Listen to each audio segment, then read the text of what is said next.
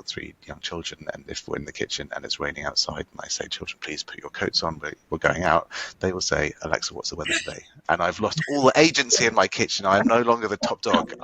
Hi, I'm Siobhan. I'm Annabelle. And I'm Anne. And we are the Deal Divas, a podcast discussing all things negotiation. Hello and welcome back to the latest episode of the Deal Divas. Today we are honoured to have Charlie Cadbury, CEO and founder of Say It Now, with us for a special interview. It's great to be here. Thanks very much for inviting me along. Charlie has spent his career in emergent technology, selling websites in 1999, founding a web, mobile, social software company in 2005, and overseeing the development of over 400 digital products from contract to code. Charlie has been working exclusively with voice since 2015 and co-founded Say It Now in 2018 to enable brands to take advantage of the opportunities presented by consumers adopting voice as their interface of choice. So to start us off, Charlie, I know you've spoken with us previously, but I'd love to hear you share more about how you got into the world of AI. Perhaps you could share to listeners how that all worked out. 2015, I was working with an enterprise travel software business. This was a company that built commerce systems for airlines. And one of the questions that they asked at the time was, how are people going to be booking their airline tickets in 10 years' time, in 2025? And so Alexa had just launched. And so there's a rise of kind of voice as this kind of up and coming interface. And it was really compelling to me to kind of explore that. So we started to look at doing some proof of concepts and tests to see how easy it would be and if it was actually technically possible to let people just book these tickets using their voice, and it was. And so that kind of really started me on this journey, exploring how we can use these new paradigms, these new platforms, which have subsequently kind of put themselves in kind of millions and millions of people's homes. There's now kind of 500 million Alexas in the world, and kind of a lot more kind of voice enabled devices, and it's very hard to buy a car, a TV, and possibly an advanced coffee maker which isn't voice enabled at the moment. And we've seen, over the last, since the launch of kind of OpenAI and ChatGPT over the last couple of years, there's been huge strides forwards in how these are affecting our everyday lives and how impressed we can be with the kind of conversations that come back and forward. So I've really been looking to see how to weave that into the fabric of what I do every day. Brilliant. And what particularly about voice? I remember you shared an amazing story with us about why you kind of got interested in voice in particular, and you referenced a car. Well, so I suppose reflecting back, everything, all the stories sound better once you kind of have a bit of hindsight. So reflecting back as an 8-year-old, I saw my mum drive into the driveway in a burgundy Austin Maestro, and in the centre dashboard of this car, it had a voice synthesis unit. And what you could do is you can press the button. It would say things like average fuel consumption and time, which quite basic features. But for me, it was incredibly exciting because on Friday nights we were allowed Coke and What's It's, our first kind of fizzy drink and can of crisps for the week, and we watched Knight Rider, and I use this kind of reference in a few talks I'm giving recently, and I think now I'm getting quite old. It's a bit of a dated program, but it was a car which it was autonomous. It could drive itself. It could talk. And actually, when I started, reflecting on this, Knight Rider, the kits, the Knight Industries 2000 was what the car was called. It was actually an autonomous vehicle, which was had a smart speaker built into it because it could talk, but it was also cloud-based because Michael Knight, who was the human, Michael Hasselhoff, who drove around with the car, he could talk to the car using his smartwatch. So it was incredibly prescient, very futuristic. So I think at that point, there was that and a number of other factors. My dad worked in telecoms. My mum kind of put lots of technology into her accounting practice early on. And so I was very interested in technology and how it could affect the world around me. And I suppose, looking back, I didn't realize it was going to take 35 years before I could weave that into the fabric of what I did every day. But it's fun today. Have you any idea why it's taken so long to go from? Because I watched Knight Rider as a child, Yes, and in a way, you sort of thought that was going to be, I don't know, maybe not 10 years away, but are we as far along as you thought we'd be, or what limits that? Well, I think this is a challenge that I've had during my career. I've always been quite early into new and emerging technology, and consistently kind of surprised me how quickly human behaviour takes to change. So we're all very relatively set in our ways and how we run our daily lives, and there are ways that these kind of large technologies, if they make our lives easier, they can nudge us into performing new behaviours. And I think that the point of reference is, we started making mobile apps in 2008, 2009, and I remember talking to certain members of my family and the people around me saying, look, these apps are the future, they're great. They're like, oh, well, I just need a phone to make calls and maybe send text messages. That's what I've just started doing. But I'd never do banking on my phone. And then, a few years later, the same people, they're no longer going to the bank. They're doing all that on their phone. I think it takes a while to nudge people along. And I think there's a great quote by Bill Gates that said people tend to overestimate the changes that are going to happen in the next couple of years from technology, but underestimate the changes that are going to happen in kind of 5 to 10 years. So, people, this is happening right now with AI and ChatGPT. People think that, they're going to wake up tomorrow and, we're going to be living in a different world. But I think the reality is we're going to be living in a very, very similar world in the next couple of years. But once we take some perspective in 5 and 10 years' time, we'll see that we're living in our behaviours have changed significantly. That's interesting. And do you think there will be a lessening of that time? So if you think about, so I also watch Knight Rider, if you think about how we came from there to where we are now, and the length of time that has taken for people to adopt the newer technology. I mean, my mother-in-law still thinks you can only phone a mobile from another mobile. She doesn't think you can use a landline. But do you think that there is a lessening of the time that it will take now to adopt the kind of AI that we're seeing develop now? Well, I think there's always going to be kind of countries and governance that slows the generations of thinking that slows things down. I think we're still working in a world which is a lot of the governance in the world, and kind of the place we try and do business is kind of based on relatively legacy thinking. It's hard to get policy change. That's a very slow process by design, because that's safe. It's set up to kind of safeguard the society that we know and love and kind of live in. So that slows things down a bit. But then also a new generation of thinkers. As a wholly digitally enabled generation come through, and they're used to thinking about technology optimists rather than kind of be afraid of what might be able to come along. I think that will accelerate policies which might be able to change. I think the big barrier will always be human behaviours. They're challenging to influence. I know some people are better than others, but they are always kind of a barrier to getting things done. Interesting. So obviously you talked about actionable ads. That's the phrase that is used, and we've all sort of tried to get our minds around what that might mean in the world that we're in. But perhaps you could tell us a little bit more about what they are. And in the conversation that we previously had, you mentioned them as being micro negotiations. Now, obviously, anything with the word negotiation in it we're all over it. So perhaps you could expand a bit on what micro negotiations are in the context of actionable ads. Yeah, sure. So I'm just going to lay out the stand for actionable ads. That's what we do at Say It Now. So what we do is our mission as a business is to make it possible to engage with every advertising message using your voice. So we're currently running campaigns with Boots Opticians, Tesco Mobile, across TV and radio, and many others. But give me an example. So you're listening to the radio, you're watching TV, and one of the ads says you want to get your eyes tested. To book your appointment, just say, Alexa, open Boots Opticians.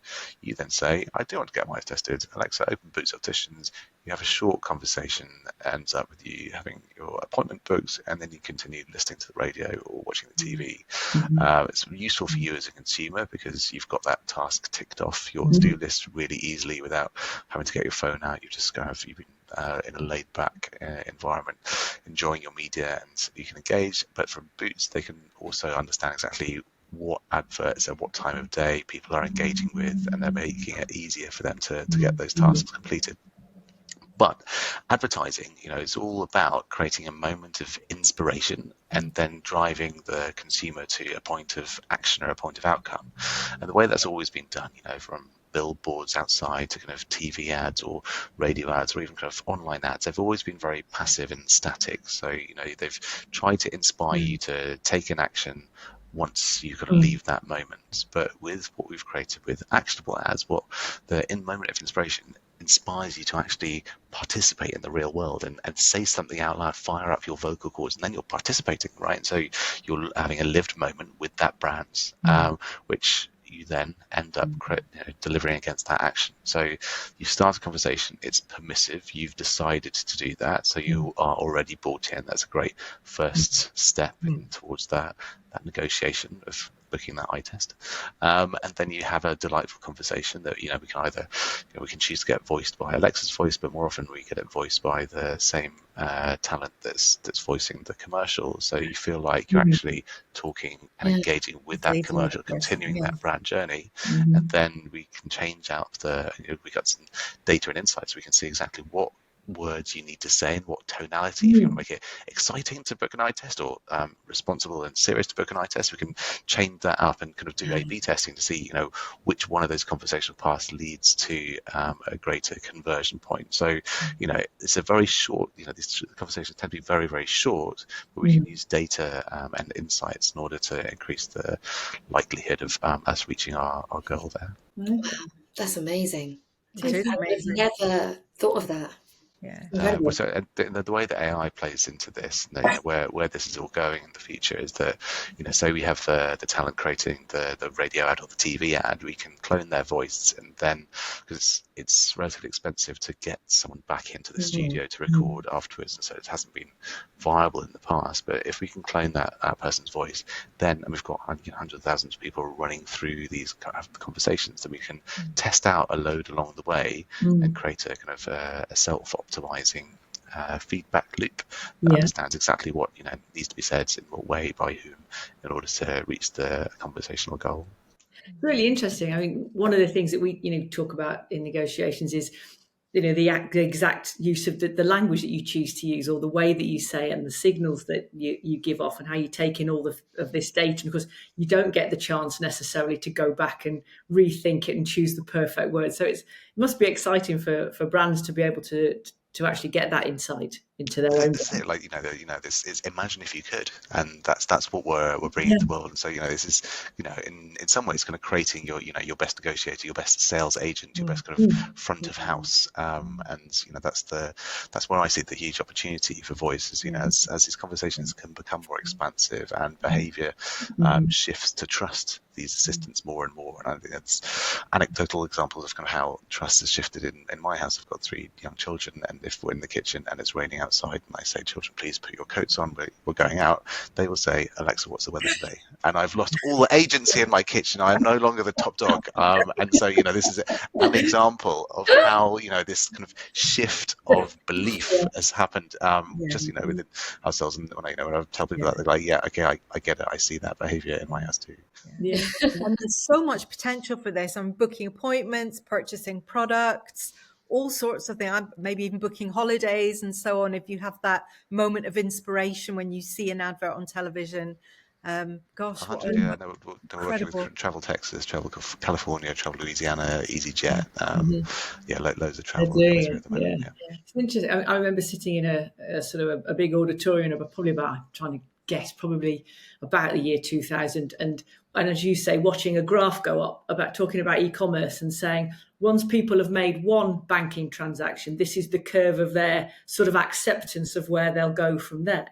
But you have to find that one thing that makes you, well, I need to buy it online, so I'll make that one transaction. And once you've done it, you're away. It's once you're comfortable with it. What we're seeing in there, so the kind of really great performing campaigns. We've got a great one working with OVO Energy at the moment that you can talk to and ask when's a green time to turn on the dishwasher. So you can, is the energy like it's a sunny day, bit of wind, so probably now is a good time to do that. But then giving away free pizzas and Starbucks coffees, those get a huge amount of engagement. And again, as you say, that's a lot of people's first time they're engaging with the brand because of an ad like this. Yeah, no, I understand. It's quite nice rewarding them for that new behavior. If you engage in this way, you'll get a free Starbucks coffee, for example. Then they think, oh, I'm going to start doing all my stuff through Alexa because that was such an easy experience and I enjoyed the coffee, for example.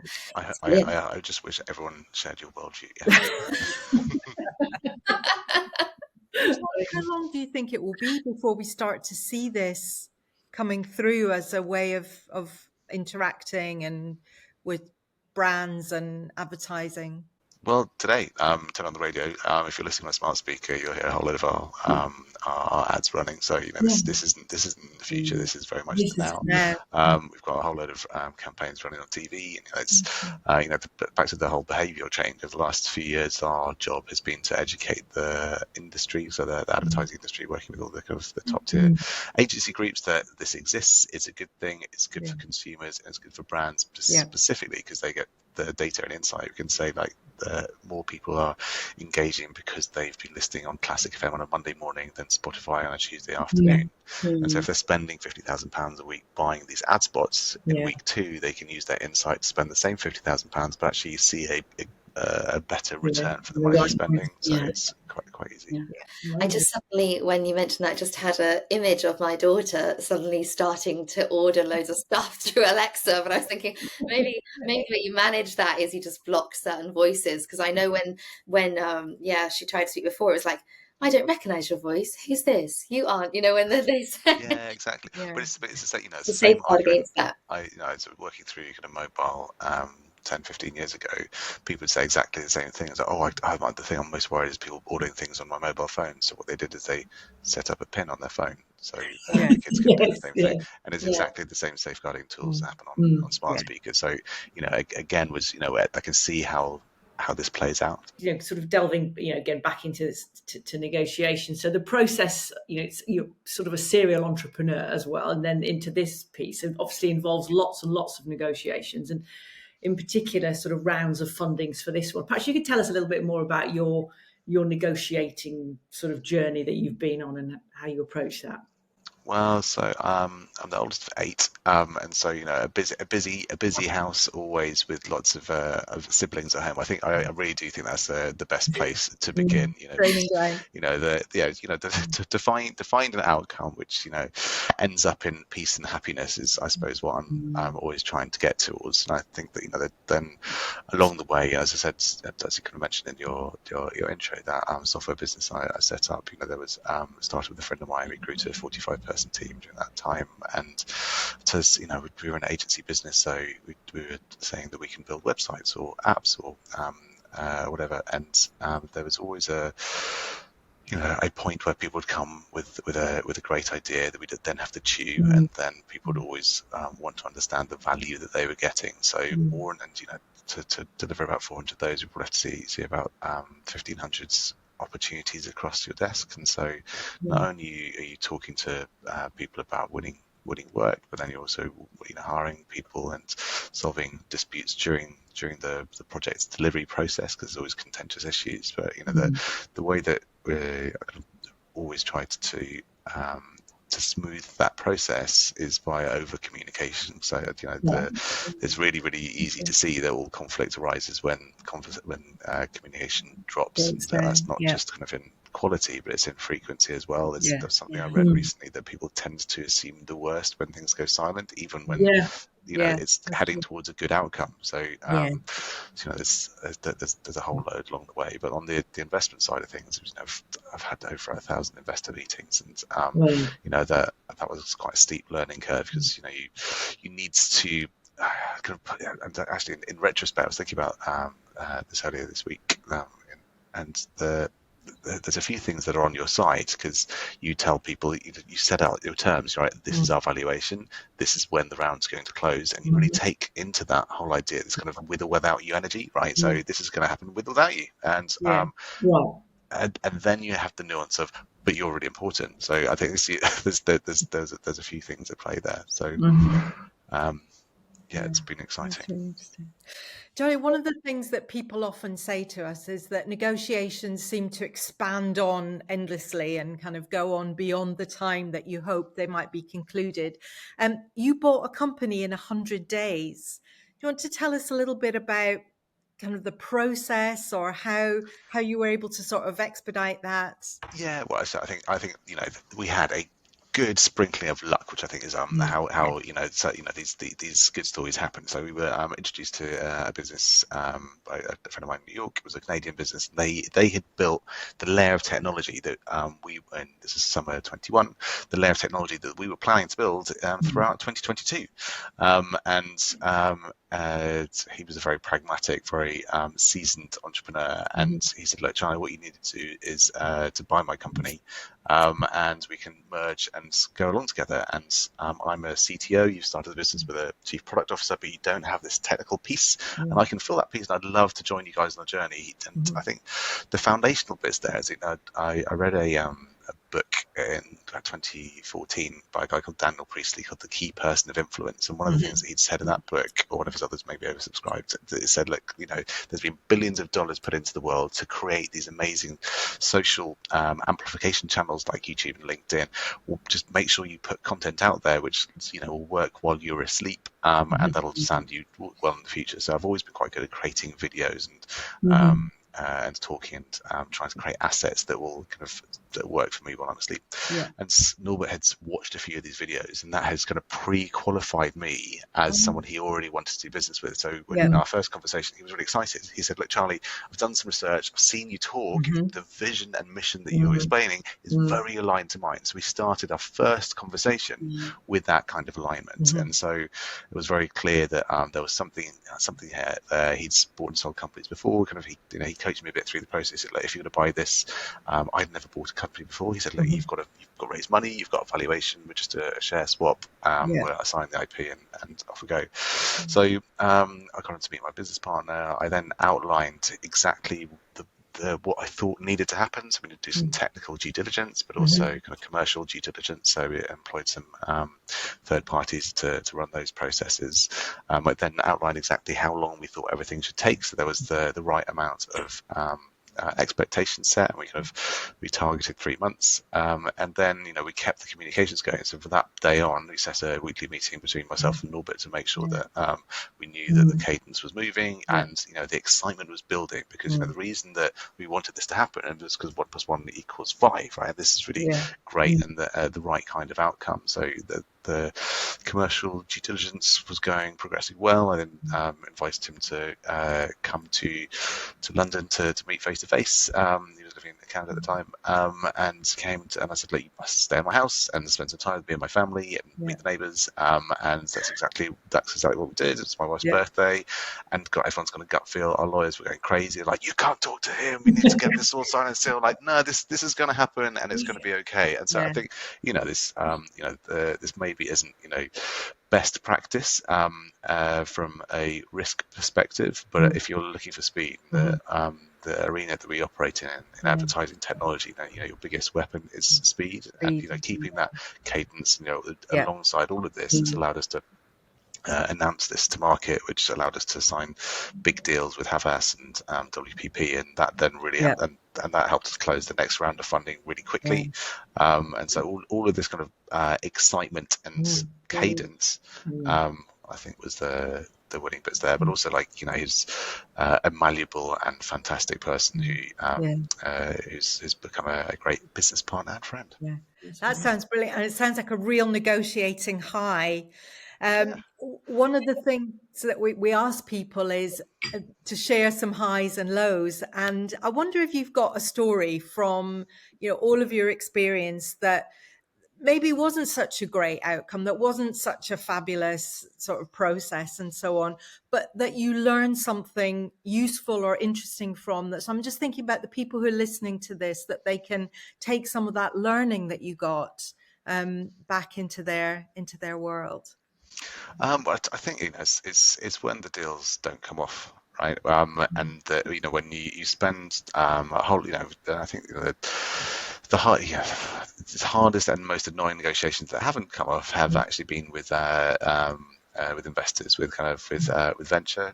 So you're speaking to them, and you walk in and you try and qualify this, because they think that this is going to take a bit of time, but it might be worth it. So you qualify it and you go, right, okay, before you go down this due diligence process, exactly what are you looking for? You know, they're looking for these financials. This is their investment thesis. They're definitely going to invest in companies like this. And so the first calls go great. Like, great, I've got all these things. So you're going to be my venture partner. Fantastic. And then you go into kind of months, well, it can be kind of weeks and months of, you know, weekly deep dives on your model, deep dives on you and your management team and your prospects, and why now is the right time. You're not too early, you're not too late, your competitive analysis, all of this, which takes a huge amount of time, which it's usually you know, me or my senior management team, it's our time, which is expensive. And at the end, you know, it then gets set in front of an investment committee, and they're like, oh, well, I've put a great paper together, it's going in front of the IC next week, and you just get a call saying, oh, I'm really sorry, I'm not going to go ahead with this. And you know, it's really frustrating because you aren't, I think, and Rachel, looking at this, because you're dealing with someone who's putting a proposition together on your behalf, and so you don't have line of sight to build a relationship with that investor committee, then that's not as powerful as if you are in front of the final decision maker. And it's those those kind of basics that, you know, you need to have influence over the final decision maker, otherwise you have a lower chance of success. I think, you know, those conversations, it's happened a couple of times, and I'm trying to work out the key there, and I just think I need to network harder and dine some different people. Yeah, it's interesting. So I was linking it back to the previous one that you described so successfully, and you'd mentioned a few minutes before that over communication piece, and you just sort of wonder whether the person that you negotiate, your business partner, it just sounds like there was none of the sort of the dance that you sometimes see and that circling around. It's when people would say, oh, well, you know, if you just go in and express yourself and you're open about what you want, you make it vulnerable, you put yourself, there's too much risk attached to that. And I mean, there's no one size fits all, but it sounds as though that was the opposite experience, where you had that sight, you had that ability to actually hear somebody saying, I've identified this, I want to do this. And I think it's so difficult for people in that situation where they, as you say, you're not quite sure, am I speaking to the person who's actually going to make the decision, say all the right things, and then it falls over at the last minute. Is there anything else that, you know, you would say to people you can identify in that situation, or is it just it's the way it is and you have to push through? I think that's it's really nice the way you've articulated that. I think that there's those two examples, one of them I was definitely selling, and the first one we were definitely both buying. And I think that it's a really different frame to look at it. You know, when two parties are both buying, the negotiation's easy. When one party's selling to another one, the negotiation's harder. And so, you know, to make sure that you have more of experience the first one, the second one is about you setting up your offer, you know, so that when someone comes to the table, they're already in buying mode, and you want to buy from them, you know. So it's more partnership rather than sales. It's interesting. You talked about luck when you talked about the first situation. You said there was an element of luck, and listening to your story, I think it sounds also like there was an element of chemistry between you and the buyer. And sometimes if you don't have the opportunity to engage with that final decision maker, you perhaps don't have that opportunity, or you don't have that opportunity to try and kind of generate any chemistry or see if there is any chemistry there. And perhaps an intangible but really important part of being able to progress successfully towards an agreement. Yeah, and I actually think, you know, when you've just raised the money and someone phones you up and said you want to buy your business, you're in a great mood, right? When you're raising finance, you need more money, and I think that a lot of it has to be about, you know, your own circumstance and where your head's at the time, and you're always wearing a mask, but I think the more you can let it come off and show, you know, where you are, then, you know, that chemistry comes through. Fantastic. It's that alignment of needs, isn't it, that makes all the difference. You had something that they wanted, the alignment and the timing of the technology they created. It kind of seemed like a perfect match with the first example. Whereas the second one, there was a lot of hurdles you needed to get through to prove yourself. You were in that more of a selling mode. Yeah, and I think, you know, there's you know, back to my argument resolution, my conversations with my siblings growing up, the best outcome is peace and happiness. And I think that it's easier in some situations than others. Yeah. Definitely. Yeah, definitely. Yeah. 8 siblings, I imagine. That's impressive. As one of 6, I can totally relate. I feel like that developed most of my The only child, I'm unable to relate to that entirely, but I remember, this is completely random, but a friend of mine who came from a large family, and she said, well, there was three girls, and she said that the biggest problem they had was that their family would come back with a packet of those, those Tunnocks tea cakes, famous in Scotland. So they'd all have one, and there'd be a spare one. So the big negotiation of the week was over the spare tea cake. And she said to me, on one particular occasion, she shared a room with her sister, and they had one drawer each in between the 2 beds. And she gave up her drawer for the next 10 years to get 1 Tunnocks tea cake.